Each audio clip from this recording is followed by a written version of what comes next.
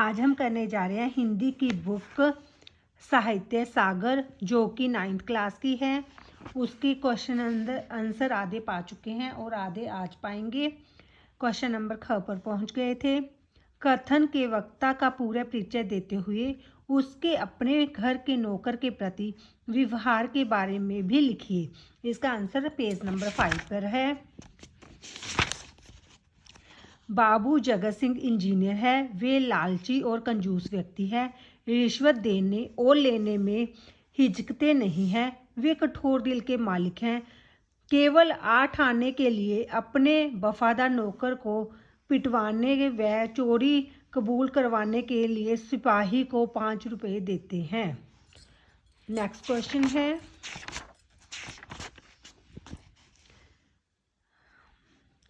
मनवा लेना किससे व क्यों कहा जा रहा है? मनवाने के लिए वक्ता के द्वारा दिए गए प्रलोभन के बारे में भी लिखिए।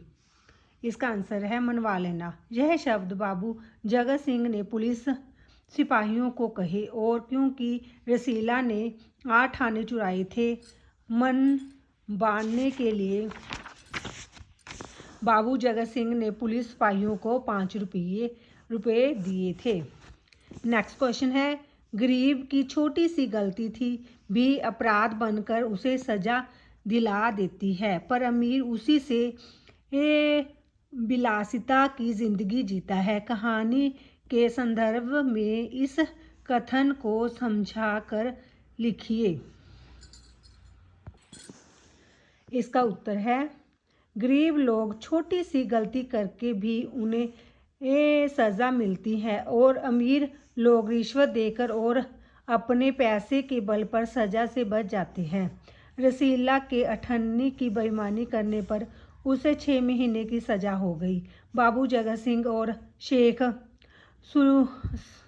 सलीमुद्दीन 500,000 की रिश्वत लेकर उससे आराम की ज़िंदगी जी रहे हैं। क्वेश्चन नंबर 5, रसीला ने तुरंत अपना अपराध स्वीकार कर लिया। उसने कोई बहाना न बनाया। चाहता तो कह सकता था कि यह साजिश है। प्रश्न क, रसीला का क्या अपराध था? स्पष्ट लिखिए।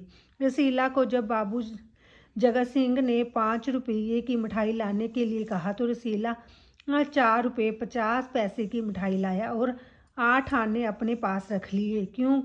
उसे अपने दोस्त से लिया हुआ कर्ज उतारना था।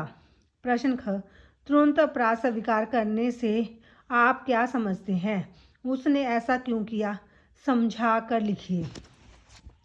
तुरंत अपराध स्वीकार करने से अर्थ है अपना अपराध मान लेना। रसीला ने अपना अपराध मान लिया क्योंकि उसका यह पहला अपराध था। उसे गलती छुपाना नहीं आता था। वह बहुत डर गया था और वह बहुत ईमानदार था।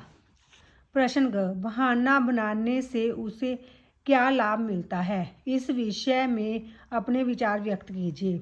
हाँ, बहाना बनाने से वह जेल जाने से बच सकता था या उसकी सज़ा बहुत कम हो सकती थी।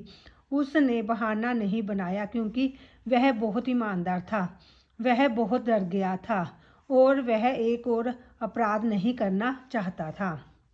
प्रश्न घ, कहानी को ध्यान में रखते हुए लिखिए कि हमें अपने नौकर से कैसा व्यवहार करना चाहिए। उदाहरण देकर समझाइए। हमें अपने नौकरों के साथ हमेशा अच्छा व्यवहार करना चाहिए।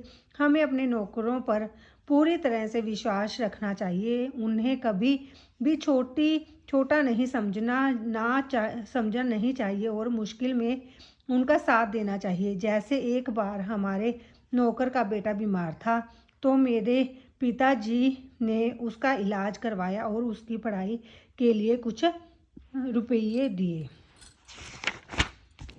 नेक्स्ट क्वेश्चन है, यह वही रुमाल था जिसमें एक दिन पहले किसी ने 1000 रुपये बांध कर दिए थे।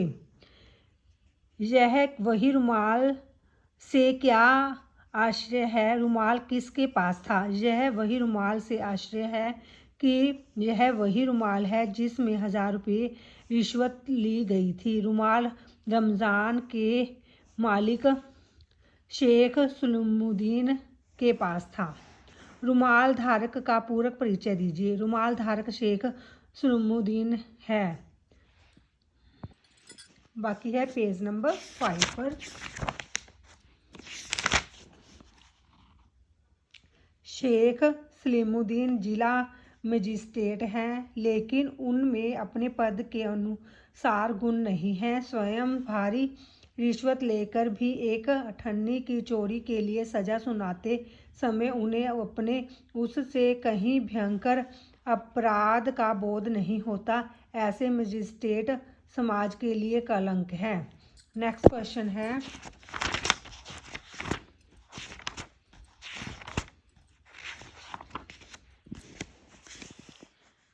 उनके पास कौन चौकीदारी का कार्य करता था? उसने किस पर कौन सा अपराध किया था? समझाकर लिखिए। शेख सलीमुद्दीन के पास रमजान चौकीदारी का कार्य करता था। जब रसीला को घर से खत आया था जिसमें लिखा था कि उसके बच्चे बीमार हैं और रुपया नहीं है, तब रमज़ान ने रसीला को अपने बचाए हुए पैसे रसीला को दे दिए। नेक्स्ट क्वेश्चन है, 1000 रुपये क्यों दिए गए थे?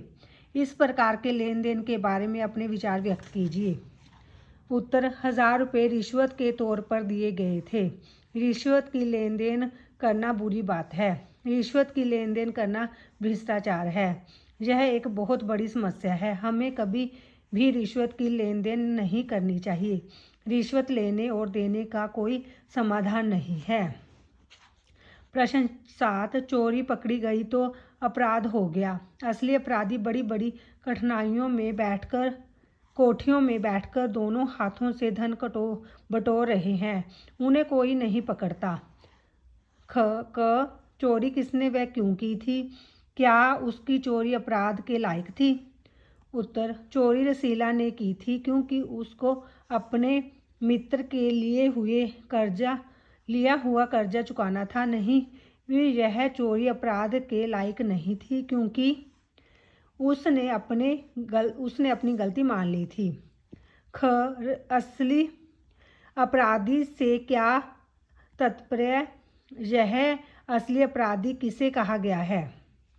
उत्तर, असली अपराधी से तात्पर्य है जो लोग रिश्वत की लेन देन करते हैं। यहाँ असली अपराधी बाबू जगत सिंह है और शेख सलीमुद्दीन है क्योंकि वह रिश्वत की लेन देन करते हैं। नेक्स्ट क्वेश्चन है, उन्हें कोई नहीं पकड़ता से आप क्या समझते हैं? उनको पकड़ा क्यों नहीं जाता? समझाकर लिखिए। उत्तर, जो लोग रिश्वत की लेन देन करके शान से रहते हैं, जैसे बाबू जगत सिंह और शेख सलीमुद्दीन, उन्हें कोई नहीं पकड़ता क्योंकि उनकी बड़े बड़े अफसरों और नेताओं के साथ संबंध होते हैं। वे अपने पैसों के बल पर रिश्वत देकर सजा से बच जाते हैं। प्रश्न घ, इस कहानी में लेखक ने समाज की कौन सी बुराई को प्रकट करने का प्रयास किया है? क्या वे अपने प्रयास में सफल हुए हैं? समझाकर लिखिए। इस कहानी में लेखक ने समाज में धनी वर्ग द्वारा गरीब नौकरों का शोषण प्रकट किया है। जैसे बाबू जगत सिंह रसीला की छोटी सी गलती होने पर भी उसे बहुत मारा। इस कहानी में रिश्वत की लेन देन और भ्रष्टाचार की समस्या प्रकट की है। जैसे बाबू जगत सिंह और शेख सलीमुद्दीन रिश्वत की लेन देन करते हैं। हाँ, लेखक इसमें पूर्ण सफल भी हुए। Thank you.